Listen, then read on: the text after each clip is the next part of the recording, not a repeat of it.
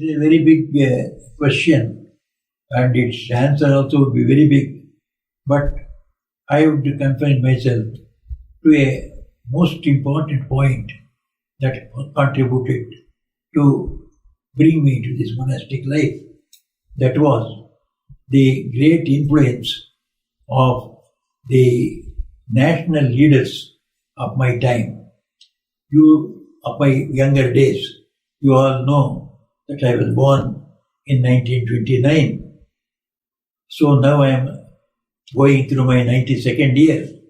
At that time, we had so many leaders. The topmost one was Mahatma Gandhi. Then equally great was Vinoba Bhave. Equally great were so many other leaders, right up to Subhash Chandra Bose, C.R. Das, and so many, Bal Gangadhar Tilak, and so many other top leaders. So these people were so unselfish and so much devoted to their culture and religion that inspired us. We were all school students and college students when we heard about them, and there was the freedom movement going on at that time. Hundreds and hundreds, why hundreds of thousands people sacrificed their all for winning the freedom. So the sacrifice and service was there in the air. All of us were inspired by that one. In my own family, many of my elders were involved in the freedom struggle in a serious way.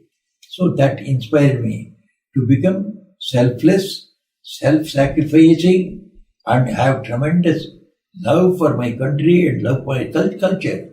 And of course, starting from Mahatma Gandhi, Vinoba Bhave, they were all highly religious also. They would not miss the prayer every day. Mahatma Gandhi's prayer meetings are very famous.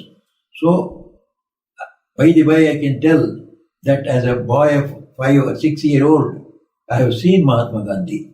My people had taken me as a boy. So I saw Mahatma Gandhi coming to his prayer meeting in the evening. That was at Bangalore.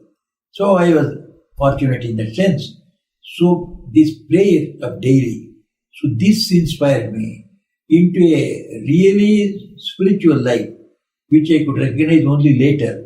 At that time, it was part and parcel of our family traditions, family routine, that as soon as we get up, so we would pray. In the evening also we would pray, and then we would read Bhagavad Gita, and we would be engaged in all our off hours from our school and college in social work or something to sacrifice, something to serve.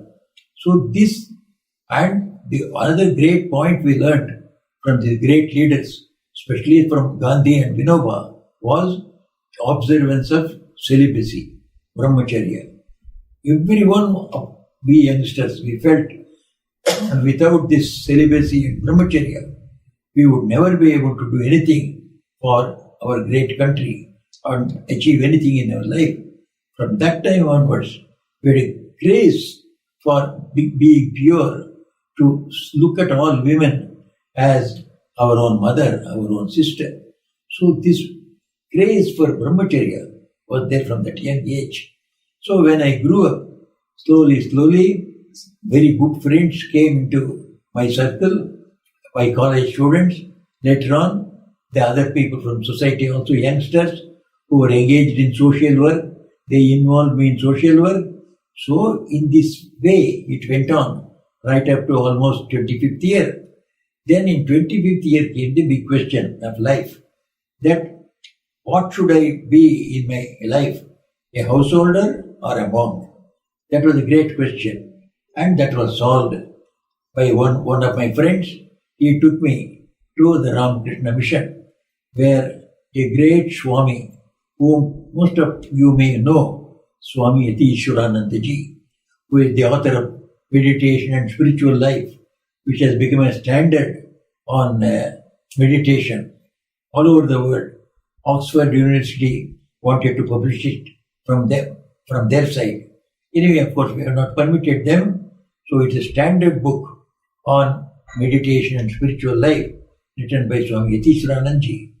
So I could meet him he inspired me, saying, I was already engaged in social work, I was already leading a brahmachari's life, and my ambition in my life was to remain a brahmachari and work for the country.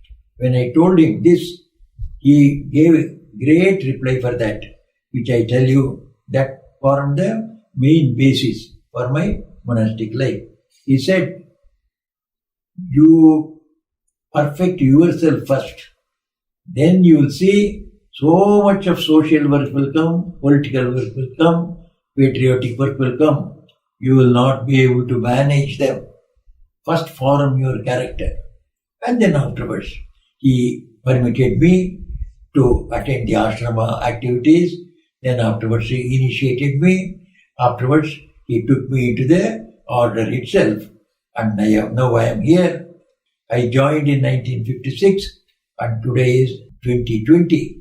So almost more than 64 years I am here. I have never repented my decision. Day by day, I have enjoyed more and more joy, more and more satisfaction, and more fulfillment. So may all of you also find your path correctly and follow it, is my prayer to God.